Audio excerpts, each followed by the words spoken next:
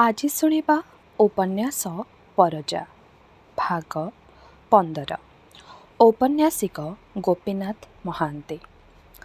ସାହୁକାର ଘର ଆଗ ଦୋଛକି ଉପରେ ଗଣ୍ଠି ଗଣ୍ଠିଆ ପୁରୁଣା ବାଡ଼ି ଉପରେ ଦୁଇ ହାତରେ ଭରା ଦେଇ ସରସପଦର ଗାଁର ବୁଢ଼ା ବାରିକ ପଚାରିଲା ଗୋଟିଏ ପିଲାକୁ, ଆମ ଗାଁର ଶୁକ୍ରୁ ପରଜା ଅଛି ଏଠି? ପିଲା କହିଲା, ମୋତେ ଜଣା ନାହିଁ। ବୁଢ଼ା ବାରିକ ଡମ୍ ପଚାରି ପଚାରି ଗଲା ସେ ପାଖର ସେ ପରଜା ଗୁଡ଼ାକୁ। ବେଳ ଦ୍ୱିପହର। ଶୁକ୍ରୁ ପରଜା ବସି ବସି ପେଜ ପିଉଥାଏ। ପାଖରେ ମାଣ୍ଡିଆ ଟିକ୍ରା। ବାରିକ କହିଲା, ନାୟକ ମଥାଇଥିଲା ମୋତେ। କିଛି ସମୟ ସବୁ ତୁନିତାନି। ବାପ ପୁଅ ଅପ୍ରସନ୍ନ ମୁହଁରେ ପେଜ ଭର୍ତ୍ତି ପତ୍ର ଚୌକିନିକୁ ମୁହଁ ଉପରେ ମଠେଇ ମଠେଇ ଉଗୁଡ଼େଇ ଧଇଲେ। ଶୁଣୁଛୁ? ହଁ। 2 ବର୍ଷର ଭୂମି। ଶିସ୍ତୁ ଡଙ୍ଗର ଶିସ୍ତୁ ବାକି। ହଁ। ଅମିନ ଆସୁଛି। 10 ମନ୍ତରପୁର ବାଟେ ଅଛି। ହଁ। କିସ୍ କହୁଛୁ? ଆମର ଦିଗୁ ବା ଅବସ୍ଥା କ'ଣ ନାୟକକୁ ଜଣା ନାହିଁ? ଘରେ ପିଲାଟୋକି ଉପାସରେ ପଡ଼ିଛନ୍ତି, ଆମେ ଏଠି ବନ୍ଧା। 4 ଟଙ୍କା 8 ଟଙ୍କା ଶିସ୍ତୁ ଏବେ ଦେବୁ ଆମେ କୋଉପରି? ନାୟକ କହି ପଠେଇଛି, ଏମିତି ମୋଡ଼ି ଦେଲେ ହେବ ନାହିଁ। ସବୁ ଲୋକର ବାକି ଶିସ୍ତୁ ପାଇଁ ଘରୁ ଟଙ୍କା ଦେବା ପାଇଁ ତା ଘରେ ତ ଟଙ୍କା ନାହିଁ। ମୁଇଁ ବାରିକ ମଧ୍ୟ ତୁମର ଶିସ୍ତୁ ଅସୁଲ କରିବାକୁ ବୁଢ଼ା ବୟସରେ ଡଙ୍ଗର ପାହାଡ଼ ଚଢ଼ି ଏ ଗାଁରୁ ସେ ଗାଁ ସେ ଗାଁରୁ ଏ ଗାଁ ବୁଲିବାକୁ ଦେହର ଖଣ୍ଡେ ବପୁ ନାହିଁ। ବିସ୍ତାର ପୀଡ଼ା। ହେଲେ ଟଙ୍କା ଦେବାର ଥିଲେ ପୂର୍ଣ୍ଣମୀ ଆଗରୁ ନେଇ ପହଞ୍ଚେଇ ଦିଅ, ନହେଲେ ଭୂମି ବିଷୟରେ ନାଦାର ଲେଖି ଆପେ ଆପେ ଭୂମି ଛାଡ଼ିଦିଅ, ନହେଲେ କାହାକୁ ନାୟକ ଭୂମି ଦେଇଦେବ ବୋଲି କହି ପଠାଇଛି। ଶୁକ୍ର ଆଶ୍ଚର୍ଯ୍ୟ ହୋଇ କହିଲା, ନାଦାର? ମାଣ୍ଡିଆ ପାଳି ଧରି କହିଲା, ନାୟକ ଭୂମି ଝିକି ନେବ? ଟିକ୍ରା ହାତ ମୁଠା କରି ନିଆଁ ନିଆଁ ଆଖି ଅନେଇ ଦେଖିଲା। ବାରିକ କହିଲା, ନାହିଁ ତ କିସ୍, ତୁମେ ଗୋତି ରହିଲ ବୋଲି ତ ଅମିନ ବୁଝିବ ନାହିଁ। ରାଜାଘର ଲୋକର ଶିସ୍ତୁ ଲୋଡ଼ା, ହେଲେ ତୁମେ ଗାଁରେ ରହିଲ ନାହିଁ। ବେଠି କଉଡ଼ି ଜମାନ ଅଧିକାରୀ ଏସବୁ ତୁମେ ନ ପାରିଲ। ନାୟକ ନିଜେ ନିଜେ ତୁମର ଭାଗ ମିଶା ତୁଲେଇଲା, କିନ୍ତୁ ଶିସ୍ତୁ ଅଟକିବ ନାହିଁ। ନାୟକ ଜାନି ବାରିକ ଏମାନଙ୍କୁ ଅମିନ ପାଇକ ଧରି ବସିବା ବେଳେ ତୁମେ ପିଠିରେ ପଡ଼ିବ ନାହିଁ। ତେଣୁ ଖବରଦାର, ପୂର୍ଣ୍ଣମୀ ଆଗରୁ ଟଙ୍କା ନାୟକ ମୂଳେ ବାନ୍ଧି ଦିଅ, ନଇଲେ ଭୂମି କଲା। କଥାର ଫଳାଫଳ ପାଇଁ ଅପେକ୍ଷା କରିବାକୁ ବାରିକଟମ୍ ସେଠି ମେଣ୍ଟେଇ ରହିଲା ନାହିଁ। ରଇତମାନଙ୍କ ବିରୋଧରେ ଆପଣାର ଖରାବୁଲା ଡଙ୍ଗର ଚଢ଼ା ଅଭିଯୋଗ ଭୁଟରୁ ଭୁଟରୁ ହୋଇ ବକି ବକି ବା ବାଡ଼ି ଠକ୍ ଠକ୍ କରି ସେ ଅଦୃଶ୍ୟ ହୋଇଗଲା। ନାୟକର ହାତ ବାରିସି ସେ ଗାଁର ବାରିକ। ବାପ ପୁଅ ମୁଣ୍ଡରେ ହାତ ଦେଇ ତୁନିତାନି ବସି ରହିଲେ। ଶୁକ୍ରୁଜାନି କହିଲା, ଭଲା ବେଳଉଣ୍ଡି ନାୟକ ଶଙ୍ଖିରୁ ଧରି ପକାଇଲା। ମାଣ୍ଡିଆ ସହାନୁଭୂତି ଦେଲା ନାହିଁ। ପିତା ଗଳାରେ କହିଲା, ମୁଁ କହୁଥିଲି କି ନାହିଁ, ଭୂମି ପଡ଼ିଆ ପଡ଼ିଲା, ତୁଚ୍ଛା ଘାସ ପାଚୁଛି ସେଠି। କାହାକୁ ହେଲେ ବନ୍ଧା ଦେଇଥିଲେ କ'ଣ ଖରାପ ହେଇଥାନ୍ତା? ବୁଢ଼ା ଶୁକ୍ରୁଜାନି ବାଇଆ ପରି ମୁଣ୍ଡ ହଲେଇ ହଲେଇ କହିଲା, ନାହିଁ ନାହିଁ ନାହିଁ ନାହିଁ।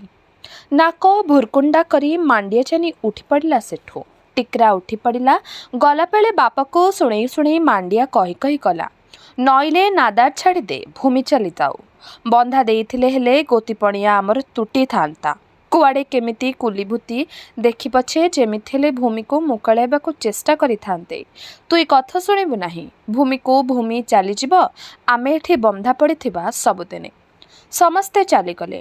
ନୋଚା କୋଚା ହୋଇ ଏକୁଟିଆ ବୁଢ଼ା ବସି ରହିଲା ଗଛ ମୂଳେ। ସାମ୍ନାକୁ ଅନେଇ ରହିଲା।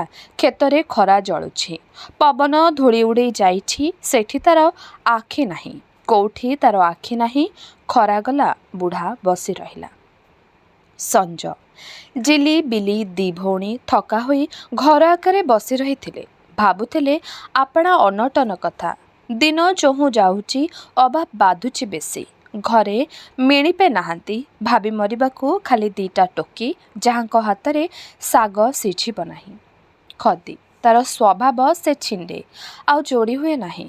ଖାଦି ତାର ସ୍ୱଭାବ, ସେ ସରେ, ଆଉ କୁପା ଭର୍ତ୍ତି ହୁଏ ନାହିଁ। ଭାବି ହୁଅନ୍ତି ସେହିମାନେ ଉପଜାଇବାର ଶକ୍ତି ଯାହାର ନାହିଁ। ମିଣିପଙ୍କ ଗିଳି ପକାଇଲା ଦୃଷ୍ଟିରୁ ଲଜ୍ଜା ବଞ୍ଚେଇବାକୁ ଯାଇ ତାଳିପକା ଖଦି ଉପରେ ନୀତି ନୀତି ଡାମ୍ଫଡ଼ ମାଡ଼ ବହୁତ ସହିଛି। ଲୁଗାଧର ହୋଇନାହିଁ ଆଉ ଏ ପାହାଡ଼ି ଦେଶର ସ୍ତ୍ରୀର ଶ୍ରେଷ୍ଠ ସୌଷ୍ଠବ ଖଣ୍ଡେ ଦରହ ଖଦି। ସେ ଯେପରି ଦେହର ଚମଡ଼ାକୁ ବଳି ଆହୁରି ଦରକାରୀ, ଆହୁରି ଆପଣାର ଆଉ ବାସ୍ତବ। ନୀତି ନୀତି ବାଟଘାଟରେ ଛିଣ୍ଡି ପଡ଼ୁଥିବା ଧୋକଡ଼ ସାଙ୍ଗେ ସାଙ୍ଗେ ଆପଣାର ସ୍ଥିତିରୁ କେତେ ଭାଗ ଯେ ଛିଣ୍ଡି ପଡ଼ି ଧୂଳିରେ ଲୋଟିଛି। ଧାଙ୍ଗଡ଼ି କୌରବରୁ କେତେ ପଣ ଆଜି ଅଣ୍ଡାଳି ବସିଲେ ମିଳିବ ନାହିଁ। ହେଇ ଗାଁ ଦାଣ୍ଡ ମଝି ପଥର ଉପରୁ ଗପ ଶୁଭୁଛି। କେତେ ଲୋକ ସେଠି। କଣ୍ଟ୍ରାକ୍ଟର ଗୁମାସ୍ତା ଟଙ୍କା ଧରି ଆସିଛି। ରୋଡ଼ କାମ ହେବ, ଟୋକାଟୋକି ଲୋଡ଼ା। ତେଣୁ ଅନ୍ଧାରେ ଅନ୍ଧାରେ କେତେ ଘର ଦୁଆର ବନ୍ଧରେ ମନ୍ତ୍ରଣା ବସିଛି। ସବୁଠି ବାପ ମା ଭାଇ ଭାଉଜ ତୁଲେଇ ଦେଖୁଛନ୍ତି ଗାଁ ଟୋକିଙ୍କୁ ଛାଡ଼ିବା ନ ଛାଡ଼ିବା କଥା।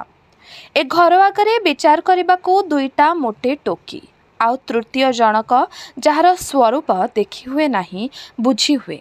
ଫମ୍ପା ଘର, ଫମ୍ପା ହାଣ୍ଡି, ଛିଣ୍ଡା ମଇଳା କନାର କୁଢ଼, ସଞ୍ଜର ଅନ୍ଧାର ମଣିଷର ଗହଣରେ ତାର ମଧ୍ୟ ସ୍ଥାନ ଅଛି। ଏ ଅରୂପର ଯେ ସ୍ୱପ୍ନର ଜୁଆର ଛୁଟାଏ, ଯେ ବାଟ ବତାଏ, ଯେ ଚୁଲି ମୁଣ୍ଡର ଉଷୁମ ପାଉଁଶଗନ୍ଦା ଉପରର ନିଦରୁ କେଞ୍ଚି ଠେଲି ପଦାକୁ ଫୋପାଡ଼ି ଦିଏ, କବାଟ କିଳିଦିଏ। ବିରାଟ ଦୁନିଆର ମଣିଷ ପୋଷା ଜଙ୍ଗଲ ଭିତରେ ଚାରିଆଡ଼ ସୁନସାନ ଯେଉଁଠି, ପଛେ ପଛେ ସେଇ ବାଟ କଢ଼େଇ ନିଏ। ବାଟେ ବାଟେ କାରଘର ଭିତରକୁ, ଫାଶୀ କାଠ ଗୋଡ଼ ପାଖକୁ, ମସଜିଦ ଗଳି ଚୌଛକିକୁ, ରକ୍ତନଈ ବାଲିଚରାକୁ, ପୁଣି ଦୌଲତଖାନା ନହରକୁ। ଆକାର ତାକୁ ଦେଇ ହୁଏ ନାହିଁ, କେବଳ ତାର କ୍ଷଣିକର ଆବରଣ। ଫମ୍ପା ହାଣ୍ଡିର ଗଦା, ଛିଣ୍ଡା ଟୋକେଇ ବୋଝ, ଦଦରା ଫମ୍ପା ଘର, ଛିଣ୍ଡା କନାର ପତାକାମାଳା। ପେଟର ନିଆଁ ମୁଣ୍ଡକୁ ଚଢ଼େ। ଅରୂପ ବାଟ ବତାଏ। ସାହିରୁ କେତେଠୁ ଶୁଭୁଛି, କେଉଁ ମା କେଉଁ ବାପ ସାଙ୍ଗେ ସାକୁଲେଇ ହେଉଛି। ଥାଉ ଥାଉ ଝିଅ, ମୋର ଏତେ କଷ୍ଟ ସହିପାରିବ ନାହିଁ। ଯାହା ଶାଗ ପେଜ ଘରେ ଅଛି, ସେଇଆ ପଛେ ଖାଉ, ଅଧିକ କ'ଣ ଦରକାର। କେଉଁ ବାପ ପୁଅକୁ କହୁଛି, ନାହିଁ ନାହିଁ ତୁ ଯିବୁ ନାହିଁ। ଜିଲି ଆଉ ବିଲି ମୁହାଁମୁହିଁ ପଛଆଡ଼େ ସେ ଅନ୍ଧାର ଆଗରେ କେତେ ଦୂରରେ କଣ୍ଟ୍ରାକ୍ଟରର ଗୁମାସ୍ତା ଅରୂପର ସଙ୍କେତ, ତାର ଟଙ୍କା ଥଳି। ବୁଝିଲୁ ବିଲି, କାହା ହାତରେ ହେଲେ ବାପା ପାଖକୁ ଖବର ପଠାଇ ଦେବା ଯେ ଆମେ କୁଲିକୁ ଗଲୁ। ଘରେ ତାଟି ଢାପି ଦେବା କ'ଣ ବା ଅଛି? କିଏ କ'ଣ ନେଇ ପଳାଇବ? ଗାଁର କେତେ ଟୋକି ପିଲା ଯିବେ, ନା ଖାଲି ଆମେ ଏକୁଟିଆ? ଆମେ ଦେଖିଲେ ନଥିବା ନିଦର ବି ଲୋକ। ଏଡ଼େ ସୁବିଧା ଛାଡ଼ିଦେଇ ଉପାସ ଭୋକରେ ଘରେ ପଡ଼ି ରହିଥିବା। ଦିନୁ ଦିନ ଗାଁ ଲୋକେ ବେଶୀ ବେଶୀ ଟାପରା କରୁଥିବେ। କି ଫଳ ତହିଁରେ? କୋରାପୁଟ ପାଖରେ ଚିନ୍ଦ୍ରି, ରଙ୍ଗବାଲି କୁମ୍ଭାର, ରେଲି କୁମ୍ଭାର ଲୋକେ ନିତିଦିନ କୁଲି ଖଟନ୍ତି ବୋଲି ଗୁମାସ୍ତା କହୁଛି। କି ସ୍ଲୋକସାନ ହୋଇଯାଉଛି ତାଙ୍କର। ଦିନକୁ ଦି ଅଣା କୁଲି ଦେବ, ରହିବାକୁ ଘର, ମନ ଥିଲେ ରହ। 2 ଅଣା ପଇସାରେ ଗୋଟେ ଲୋକର 3 ଦିନ ଚଳିଯିବ ରେ, ଭାବିବା କି ପାଇଁ? ବିଲି କହିଲା। ବାପା ଗାଳି କରିବ କାଳେ?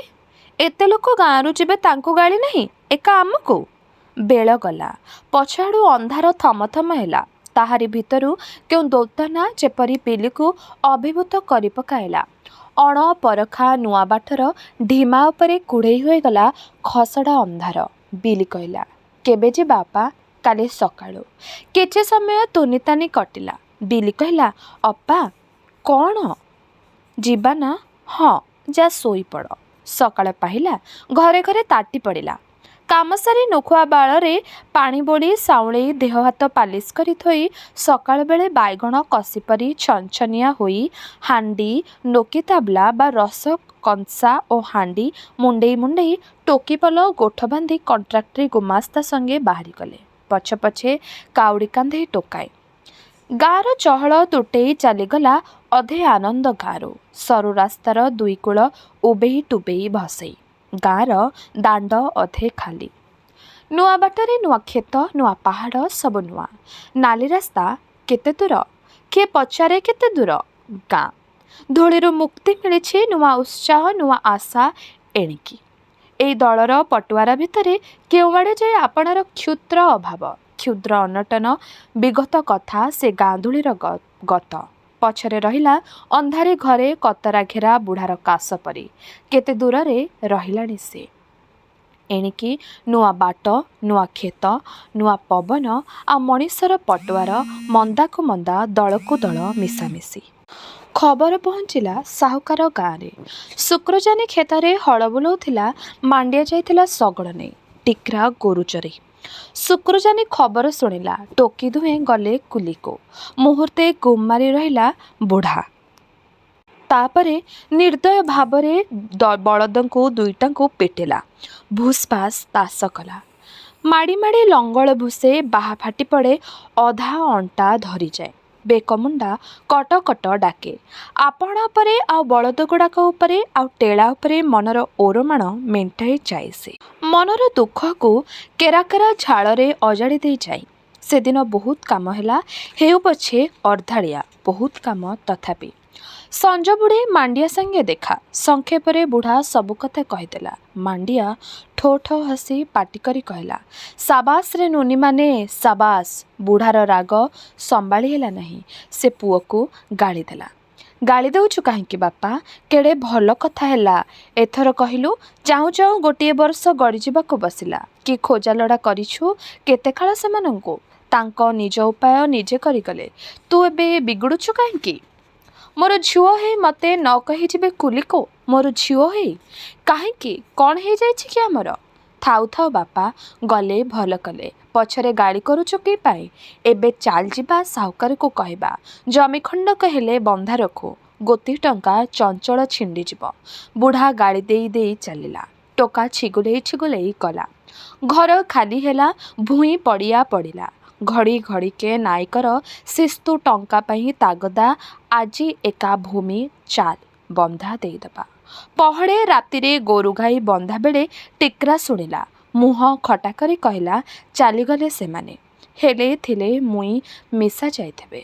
ମୁଁ ମଧ୍ୟ ଯାଇଥାନ୍ତି ହୋ। କୁଲି ଗଲେ ପରଜା ଟୋକି ଅଜାତି ହୁଏ ନାହିଁ। ଦେହ ମେହନତ ପାଇଁ ତାର ଜନ୍ମ।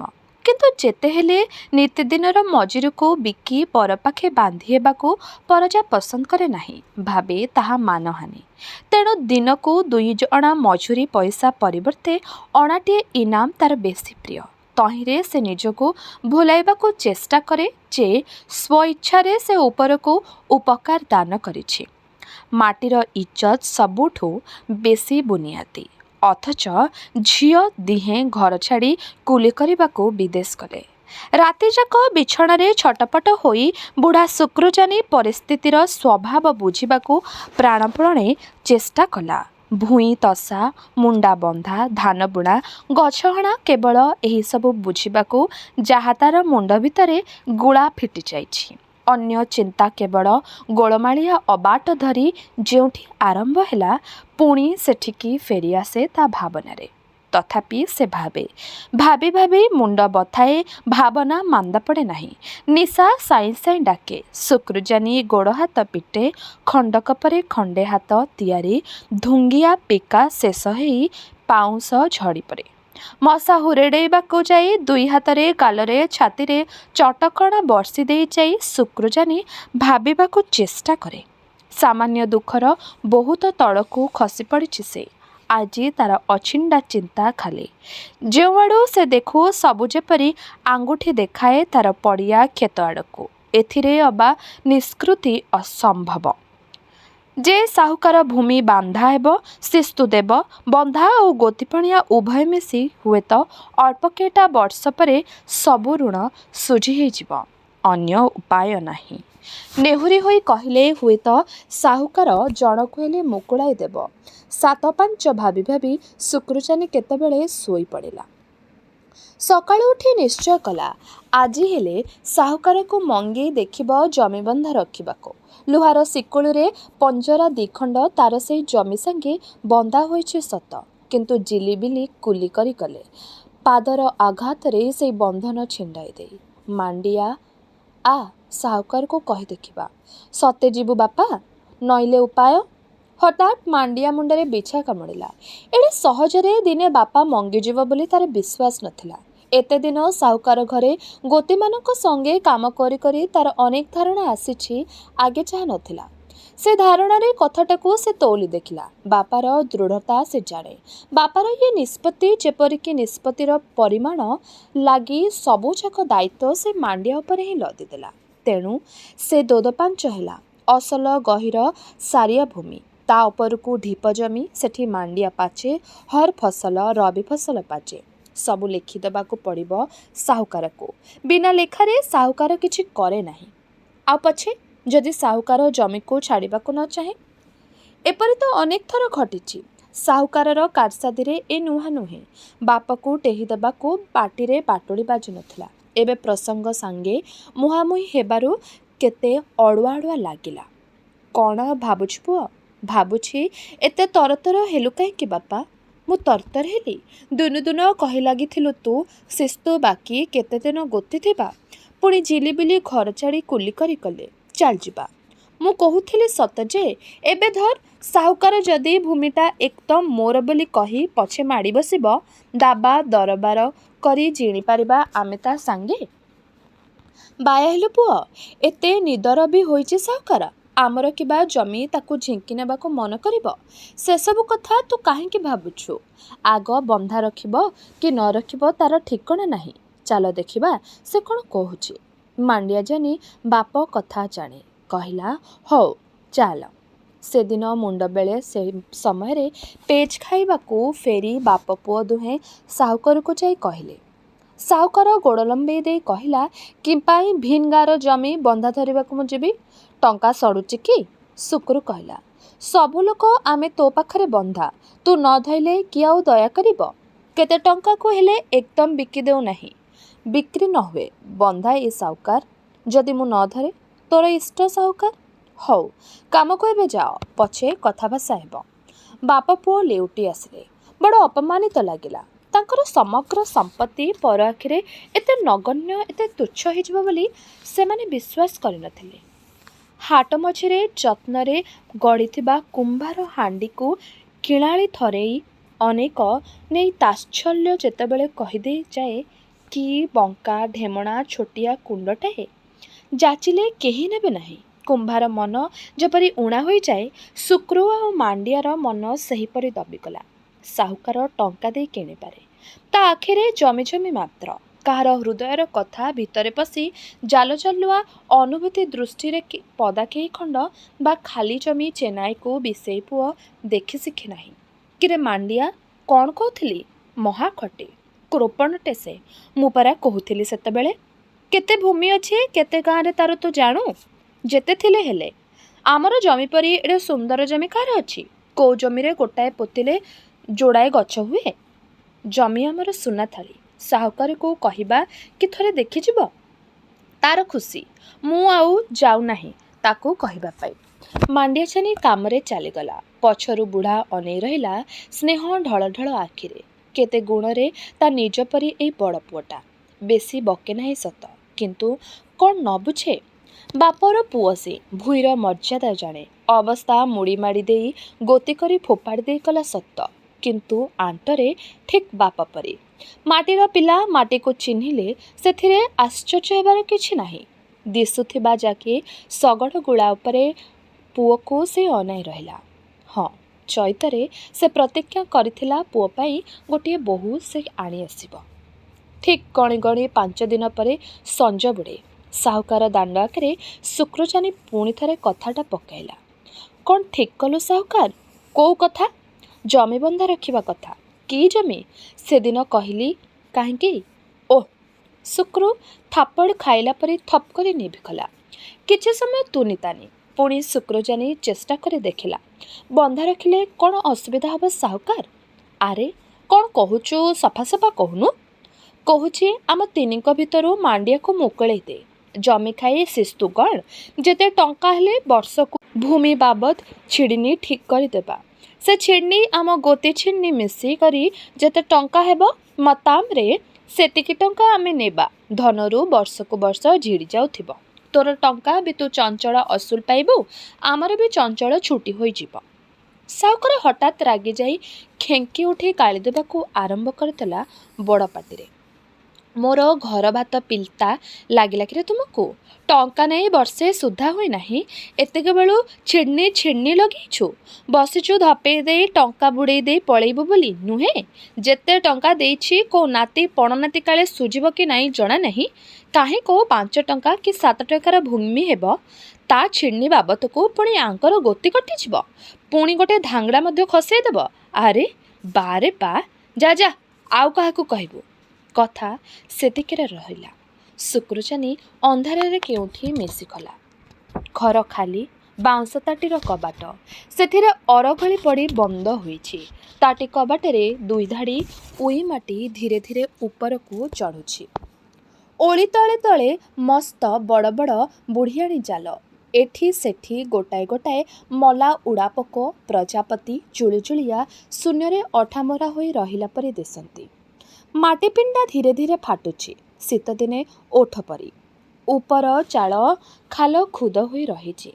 ପୁରୁଣା ହାତ ହାଡ଼ ପରି ମସିଆ ଧୋବ ଦିଶୁଛି ବେଢ଼ଙ୍ଗ ବାଉଁଶ କାମଡ଼ା।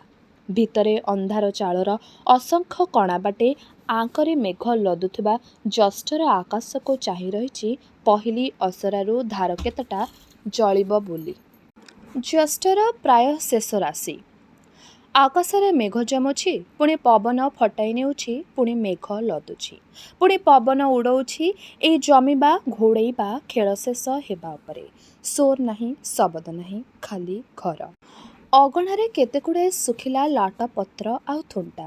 ଦିନେ ସେ ବଗିଚା ଥିଲା ପରା। ଦିଟା ଛିଣ୍ଡା ଟୋକେଇ ଓଳି ତଳେ ଶୋଇଛି। କିଛି ଦୂରରେ ଖଣ୍ଡେ ଭଙ୍ଗା ଟାଙ୍ଗିଆର ବେଣ୍ଟ। ଦୁଆର ମଝିରେ ଦିଟା ପଥର ପାଖ ପାଖ ଲାଗି। ମଝିରେ କେତେ ଦିନର ପାଉଁଶ ଦି ଚାରି ଖଣ୍ଡ ଦରପୋଡ଼ା ଗୋଚଣା। ସେଠି କାଉ ରଡ଼େ ନାହିଁ, ସେଠି କୁକୁଡ଼ା ଖୁଣ୍ଟେ ନାହିଁ। ସେ ଖାଲି ଗୋଟାଏ ଖାଲି ଘର, ଶୁକ୍ରଚାନୀର ଘର। ପଛଆଡ଼େ ଗୋଟାଏ ହାଁ ହାଁ କ୍ଷେତ। ସେଥିରେ ପିରି ଘାସ ଗଜୁରି ଗଜୁରି ଶୁଖୁଛି। ଦରହମଲା ଚାକୁଣ୍ଡା ଆଉ କୋରାପୁଟିଆ ବୁଟାର ଥୁଣ୍ଟା ଠିଆ ହୋଇ ରହିଛି। ଛାଇର ଗତିରେ ସମୟର ମାପ କଳୁଛି। ବେଳେ ବେଳେ ବଣିପଲ ଝିଣ୍ଟିକା ଖୋଜି ଆସନ୍ତି। କ୍ଷେତରେ ଚହଳ ପଡ଼େ, ଚଢ଼େଇ ଉଡ଼ିଯାଆନ୍ତି। ମଲା ହଜିଲାଙ୍କ ଶୋକରେ ଜିଅନ୍ତା ଝିଣ୍ଟିକା ଚିଁ ଚିଁ କାନ୍ଦନ୍ତି। ପାଖ କ୍ଷେତରୁ ଚଷା ଚହଳ ଶୁଭେ, ଧୂଳି ଉଡ଼ିଆସେ। ଦିନ ରାତି ଖାଲି ଘର, ଖାଲି କ୍ଷେତ ଠିଆ ହୋଇଥାଏ। ରୋଡ଼ ମରାମତ। ଦି ପାଖେ ପାହାଡ଼ର ଢାଲୁରେ ଢାଲୁ ଢାଲୁଆ କ୍ଷେତ। ମଝିରେ ନାଲି ରାସ୍ତା, ତାର ଦିକରରେ କରଞ୍ଜ ଗଛ, ଝୋଡ଼ି ଗଛର ଧାଡ଼ି। ଗହଳ ହୋଇ ମଲାଫୁଲ ଗଦା ହୋଇଛି। ରାସ୍ତା ଆଉ ଧୂଳି ରୋଡ଼ ମରାମତ। ଅସଂଖ୍ୟ କୁଲି। କେତେ ଦୂର ଦୂର ଗାଁର ଅଧିକାଂଶ ସ୍ତ୍ରୀଲୋକ ପରଜା ନୋହିଲେ ଗଦବା। ପୁରୁଷ ସବୁ ଜାତିର। ଅଧିକାଂଶ କନ୍ଧ। ମିସ୍ତ୍ରୀମାନେ ଡମ୍ବ। ପରଜା ବେକର ମାଳି, ଗଦବା କାନର ମସ୍ତ ବଡ଼ ବଡ଼ ଗୋଲ ଗୋଲ ପିତ୍ତଳ ତାର। ଡମ୍ବର ବ୍ଲାଉଜ, କନ୍ଧର ମୋଟା ମୋଟା ଜଟପରି ବାଳ। କଛି କଣ୍ଟ୍ରାକ୍ଟରୀ ମସ୍ତ ପଗଡ଼ି, ବିଡ଼ି ଧୂଆଁ ମୋଜାରେ, ପେନ୍ସିଲ ଛାତିରେ ଭାଙ୍ଗ ରୁଲ ଟୋକା ଗୁମାସ୍ତା। ସବୁ ମିଶି ଗୋଟାଏ ଚଞ୍ଚଳ ହଲିଲା ଚହଲିଲା ଛବି। ରାସ୍ତା କରେ କରେ ଗାତ, ମାଟି ଗଦା, ଭଙ୍ଗା ପଥର ଗଦା, ମଟାଳ ଗଦା। କେଉଁଠି ହଣାହଣି, କେଉଁଠି ଭଙ୍ଗା ଭଙ୍ଗି, କେଉଁଠି ବୁହାପୋଇ। ତାରି ଭିତରେ ଭିତରେ ତୁଚ୍ଛା ଗୋଳମାଳ, ଡାକହାକ, ଗାଳି ଭଜିତ ଗୀତ। ଏକାଠି ଧାଡ଼ି ହୋଇ ବସି ପଥର ଭାଙ୍ଗିଲା ବେଳେ ଏକାଠି ତା ପଛକୁ ତା ପଛ ଟୋକେଇ ମୁଣ୍ଡେଇ ମାଟି କରିଦେଲା ବେଳେ। କେଉଁଠି ଥାଏ ଭୋକ ଶୋଷ। ତାଳରେ ତାଳରେ ହାତ ଚାଲେ, ଗୋଡ଼ ଚାଲେ। ତାହାରି ଭିତରେ ରା ଧରି ଗୀତ ବୋଲିବାକୁ ତର ଥାଏ। ଦିନଯାକ ଥଟ୍ଟା ନକଲ, ହସ ଫୁର୍ତ୍ତି ମହାପଙ୍ଗତ ସେ। ସଞ୍ଜ ହେଲେ କାମ ସରେ। ପଲ ପଲ ହୋଇ ସମସ୍ତେ ବାହୁଡ଼ି ଫେରନ୍ତି। ପାଖର ଲୋକେ ଦଳ ବାନ୍ଧି ଗାଁକୁ ଯାଆନ୍ତି, ଦୂରର ଲୋକେ ଏକାଠି ହୋଇ ଫେରି ଆସନ୍ତି। ରାସ୍ତା ପାଖେ ଯେଉଁ କଣ୍ଟ୍ରାକ୍ଟରୀ କୁଲିଘର ବାନ୍ଧି ବସ୍ତି ବସେଇଛି ସେଇଠିକୁ। ପାଖର ଝୋଲାକୁ ଗଡ଼ି ଗଡ଼ି ସମସ୍ତେ ଧୋଇପୋଛି ହୁଅନ୍ତି। ତାପରେ ପରିଷ୍କାର। ପୁଣି ମୁହଁ ସଞ୍ଜବେଳେ ଝୁଲାମୁଣି ଫିଟେ।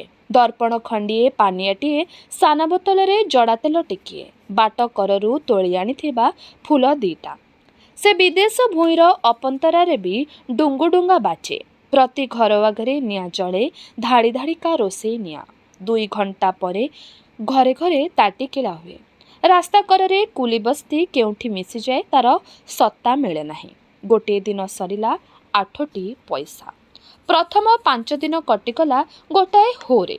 ସେତେବେଳେ କାମ ମନେ ପଡ଼େ ନାହିଁ, ଘର ମନେ ପଡ଼େ ନାହିଁ, ଅଥଚ ଉଭୟ ମନେ ପଡ଼ନ୍ତି। ଗୋଟାଏ ପ୍ରକାର ଗୋଳମାଳିଆ ଧାରଣା। ସେଥିରେ ଆନନ୍ଦ ନାହିଁ କି ଦୁଃଖ ନାହିଁ। ସବୁ ନୂଆ ନୂଆ, ଅଥଚ ସମ୍ବନ୍ଧ ନାହିଁ କାହାରି ସାଙ୍ଗେ। ଦିନ ଯେଉଁ ଯାହେ ଚିହ୍ନା ଜଣା ବେଶୀ ଲାଗେ, ମନ ଉପରେ ଗାର ବେଶୀ ଗହୀର ହୋଇଯାଏ। କ୍ରମେ ମମତା ଆସେ। ଚଟିଘର ଭିତରେ ଯେଉଁ ଭୂମି 3 ହାତ ଶୋଇବାକୁ ପ୍ରଥମ ଦିନ ଲାଗୁଥିଲା ଏଡ଼େ ଅଚିହ୍ନା, କ୍ରମେ ଏପରି ଲାଗେ ଯେପରି ଗଲାଦିନ 4-5ଟା ଦେହରେ ତାତି ସେଇ ପାଖ ମାଟିରେ ହିଁ ଜମା ହୋଇ ସାଇତା ହୋଇ ରହିଛି। ଅପେକ୍ଷା କରି ରହିଛି ଦେହ ମାଟିରେ ଗଢ଼ିବାକୁ। ତାଟି ଖୋଲିଲେ ମୁହଁ ଆଗରେ ଆବୁଡ଼ା ଖାବୁଡ଼ା ନାଲି ରାସ୍ତାର ଯେତିକି ଦିଶେ। ଆଗେ କେତେ ଅଚିହ୍ନା ଲାଗୁଥିଲା ସେ। ଅନାଇ ରହିଲେ ମନ ଭିତରେ କବାଟ ଗୁଡ଼ାକ କିଳି ହୋଇ ଯାଉଥିଲା ଧଡ଼ ଧାଡ଼। ଏବେ ତା ନାହିଁ। ସକାଳ ହେଲେ କେତେ କାଳର ଚିହ୍ନା ସାଙ୍ଗୀଟି ପରି ସେହି ରାସ୍ତା ଆଉ ତା ସେ ପାଖର ସେ ଆବୁ ଆବୁଆ ପାହାଡ଼ର ଛବି ଆଖିକୁ ଶଙ୍ଖଳି ଯାଏ। ଅନାଇ ଦେଖିଲେ କେତେ ସ୍ମୃତି ମନେ ପଡ଼େ ପଛର ଆଗର। ପରିଚୟ ସବୁ ବନ୍ଧନ ଗଢ଼େ। କରଞ୍ଜ ଗଛର ଫୁଲ ଝଡ଼ିବା ଦେଖୁ ଦେଖୁ ବିନା କାରଣରେ ଆଖି କଅଁଳ ହୋଇ ଆସେ। ଦିନ ଦିନର ସାନ ବଡ଼ କେତେ ଘଟଣା ଯାହା ଭିତରେ ଖିଅ ଧରିବାକୁ ମନ କେବେ ଲୋଡ଼ି ନାହିଁ। କ୍ରମେ ଜଣାପଡ଼େ ତହିଁରେ ଯେପରି କ୍ରମ ଅଛି। ସବୁ ସବୁଦିନେ ସେତିକି ବେଳେ ଘଟେ। ତେଣୁ ସକାଳୁ ଉଠି କାମକୁ ଗଲାବେଳେ ଦି' ପାଖେ କେଉଁ କ୍ଷେତରେ କେଉଁ ଚାଷୀ ହଳ ବୁଲାଉଥିବ, କେଉଁ ଗଛ ମୂଳେ କିଏ ଗୋରୁ ମେଲି ଦେଇ ବସି ବଇଁଶୀ ଫୁଙ୍କୁଥିବ, ଆଗରୁ ମନ ଭିତରେ ସେ ଦିଶିଯାଏ। ପଦାକୁ ଆଖି ପକାଇଲେ ଜଣାପଡ଼େ ସେ ଅଛି। ହେଇ ଗୋଧୂଳି ବେଳ। ଚଟିଘର ପାଖେ ବଡ଼ ମହାନିମ୍ବ ଗଛର ଡାହି ତଳେ 2ଟା ଚିଲ ପ୍ରତିଦିନ ଏତିକିବେଳେ ଶୂନ୍ୟରେ ଓଲଟ ପାଲଟ ହୋଇ ଖେଳୁଥାନ୍ତି। ପ୍ରତିଦିନ ଠିକ୍ ସେତିକିବେଳେ ହେଲେ ଆଖି ଖୋଜେ। କାହାନ୍ତି ସେମାନେ? ଯେଉଁଦିନ ଆସୁ ଆସୁ ଡେରି ହୋଇଗଲେ ସେମାନେ ଦେଖା ନ ପଡ଼ନ୍ତି। କେତେ ଖରାପ ଖରାପ ଲାଗେ। ମନ ଭିତରେ କେଉଁଠି ଗୋଟାଏ ବଡ଼ ଫାଙ୍କ ହୋଇଯାଏ। ସେହି ବାଟେ ମନ ଗହୀରରୁ କେତେ ହଜିଲା ସ୍ମୃତି ଘା ଟଣକେଇ ବାହାରି ଆସେ। ଦିନ ଯାଏ ଚାରିପାଖର ଏ ଘଣ୍ଟା ପରି କଳ ପରି ଚାଲୁଥିବା ହଲୁଥିବା ଘଟଣା ଉପରେ ଯେତେଥର ଆଖି ଭରା ଦେଲେ ବି ଜାଣି ଜାଣି କୌଣସି ଅର୍ଥ ମନକୁ ଯାଏ ନାହିଁ। କିନ୍ତୁ ମନ ଗହୀରରେ ତାର ଡାଳ ବାଜେ।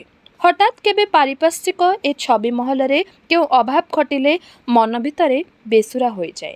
କାରଣ ଖୋଜିଲେ ଜମା ମନକୁ ଆସେ ନାହିଁ। ଭାବିବାକୁ ବେଶୀ ବେଳ ଥାଏ ନାହିଁ। ମଜୁରିଆର କାମ ଭିତରେ ସବୁ ଡୁବିଯାଏ ଖରା ଝାଳ କାମମଳି। ବଳକା ସମୟରେ ଦଳର ଫୁର୍ତ୍ତି। ସଞ୍ଜ ହେଲେ ଟଣକୁଥିବା ଦେହ ହାତ ବିଛଣା ଖୋଜେ। ଭଲ ସ୍ୱପ୍ନଟିଏ ଭାବି ବସିବାକୁ ମଧ୍ୟ ତର ନାହିଁ। ଦିନ ପରେ ଦିନ ଚାଲିଯାଏ। ଧୀରେ ଧୀରେ ସେ ଜୀବନ ମଧ୍ୟ ଅରାଇ ହୋଇଗଲା। ତାପରେ ନୂଆ ଅବସ୍ଥା ମନର ଅବଚେତନ ଭିତରକୁ ଚାଲିଯାଇ ଚେତନା ପୁଣି ଅନୁସନ୍ଧିତ୍ସୁ ଦୃଷ୍ଟିରେ ପଦାକୁ ଫିଟି ପଡ଼ିଲା। ଆରମ୍ଭ ହେଲା ନୂଆ ଜୀବନର ଅନୁଭୂତି। 6ଟି ଦିନର ଖଟଣି ପରେ ରବିବାର ଦିନ କାମ ବନ୍ଦ। ସମୟ ଗୁଡ଼ାକ ହାତ ପାଖେ ଗୋଡ଼ ପାଖେ ଛାଟିପିଟି ହୁଏ। ଝୋଲାରେ ବୁଡ଼ି ବୁଡ଼ି ଗାଧୋଇବା, ଚିକ୍କଣ ହୋଇ ମୁଣ୍ଡଟି ବାନ୍ଧିବା, ବାଛି ବାଛି ଗୁରେଇ ସୁତୁରେଇ ଲୁଗାଟି ପିନ୍ଧିବା, କେତେ ସମୟ ବା ଯିବ ଏତିକିରେ? ବେଶଭୂଷା ହୋଇ ଖାଇ ପିଇ ସାରି ସମସ୍ତେ ଏକାଠି ହୋଇ ଗୁମାସ୍ତାର ଟୁଙ୍ଗି ଘର ଆଗରେ ରୁଣ୍ଡ ହୁଅନ୍ତି। ଆଜି 6ଟି ଦିନର ମଜୁରୀ ମିଳେ। ସମସ୍ତେ ଉତ୍ସାହିତ। ସେହି ଡୁଙ୍ଗି ଘର ଆଗରେ ଅସୁମାରୀ ଟୋକା ଟୋକୀଙ୍କ ଭିଡ଼ ହୁଏ। ପଇସା ମିଳେ, ଆନନ୍ଦ ଉଛୁଳି ପଡ଼ି କେତେ କ'ଣ ହୁଏ। ଆଜି ଛୁଟି ଦିନରେ ହିଁ ସେସବୁ ଆଖିରେ ଗଣି ମନ ଭିତରକୁ ଯାଏ। ବିଦେଶ ଭୂଇଁରେ ଗାଁର ଆକଟ ବାଛନ୍ଦ ନାହିଁ। ନିତି ମଜୁରୀ ଖଟିବା ଟୋକାଟୋକୀଙ୍କ ଆଖିରେ ଭବିଷ୍ୟତର ପରିଣାମ ସତେ ବଡ଼ ହୋଇ ଦିଶେ ନାହିଁ। ଦିନମାନ ଖଟଣି। ତାହାରି ଭିତରୁ ବଳି ଯେଉଁ ଟିକିଏ ସମୟ ହାତରେ ପଡ଼େ, ସେଥିରେ ଗାଁ ଗୋଠର କଠିନ ନିୟମ ଚର୍ଚ୍ଚା କରିବାକୁ କାହାରି ସତ ବଳେ ନାହିଁ।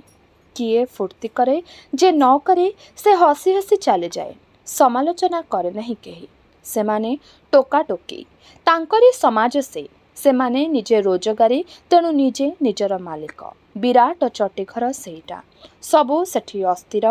ଗାଁ ଦୂରରେ, ଗୁରୁଜନ ଦୂରରେ। ସରଳ ନିୟମ ତାଙ୍କର। କାମ କରିବାକୁ ହେବ, କାମ କଲେ ପଇସା ମିଳିବ। ଗରିବ ସେମାନେ, ହରାଇବାକୁ କିଛି ନାହିଁ। ବଣ ଦେଶରେ ବଣର ପିଲା। ତେଣୁ ତାଙ୍କର ଗୋଟାଏ ମାତ୍ର ଧର୍ମ, ଆନନ୍ଦ କରିବା। ସେଇ ଟୋକା ଟୋକୀଙ୍କ ନୂଆ ସମାଜ ଭିତରେ ଆନନ୍ଦ ଯୌବନକୁ ହିଁ ଆଶ୍ରା କରେ। ତାର ସାର୍ଥକତା ସେ ନିଜେ। ନୂଆ ଲୋକେ ଆସନ୍ତି, ପୁରୁଣା କିଏ ଯାଆନ୍ତି। କିନ୍ତୁ ଯେ ଯେଉଁ ଧର୍ମର ହେଉ ଧୀରେ ଧୀରେ ନୂଆ ଧର୍ମର ପ୍ରଭାବରେ ସେ ପଡ଼ିଯାଏ।